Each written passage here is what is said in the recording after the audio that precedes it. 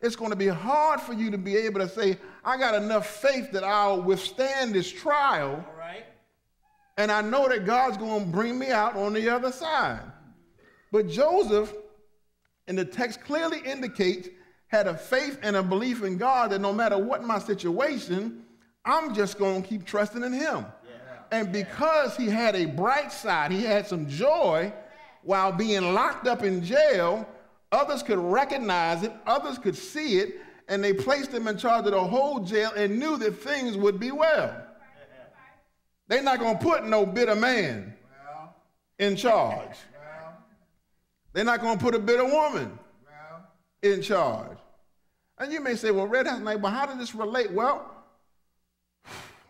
you don't like your job. So you bitter. So you don't do the work. Or you do it half. You know, you ain't crazy about your marriage. So you don't do the work. You do it halfway. Just enough to keep getting by. Well, as long as you take a bitter approach to your life, whatever the situation is, you're never going to achieve that maximum potential because you're so busy being caught up in yourself not having or what the way you think your life should be. So therefore, if I'm miserable, I'm going to make everybody around me miserable. You know those people you ain't trying to be around? People you don't, no, here come the, whew. I ain't trying, I know when she's going to be crying. As soon as she come in here, he going to be complaining. I ain't trying to hear none of this today. We got it in our families, in our homes, our friends. We got all this negativity. And you got to learn to let it go. You got to understand that even though things are not working out the way you think they're supposed to work out, they're going to work out. What if our ancestors had been bitter when we got brought from Africa to America? There is a point that if you remain bitter, there is no way you can rise out of it.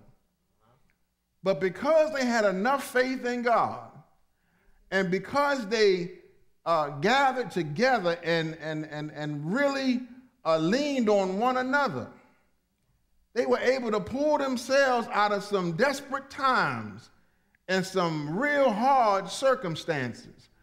But the only way they could have done that is they had to let it go.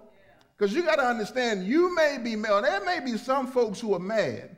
But I can tell you 100% I'd rather be in the United States of America than in Africa right now. All right. And God, in his divine and infinite wisdom, was the one that got us from Africa to America. Right. America would not be what it is had it not been for the black man. So you got to understand that even though it seemed like it was something that was negative toward us, in actuality, when you let it go, you realize it was by God's divine providence that we landed here.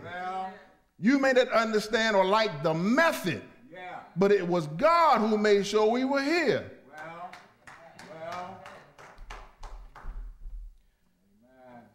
You got to learn how to find the silver lining in the cloud.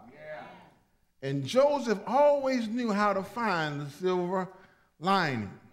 Because yet again, here it comes now. Two of Pharaoh's, the baker and the servant, the cupbearer. They went to him, because where else are you going to get something from somebody in jail that ain't for themselves? He said, look, I can interpret your dream, because my God is the interpreter of dreams. And he told them their dreams, and he said, look, whenever you get out, just remember me. Well, I believe it was 15 years had passed. 10 or 15 had passed. And nobody remembered him until that long. Now, you got to say right then and there, I didn't help these. You know how y'all say, I didn't help these Negroes out.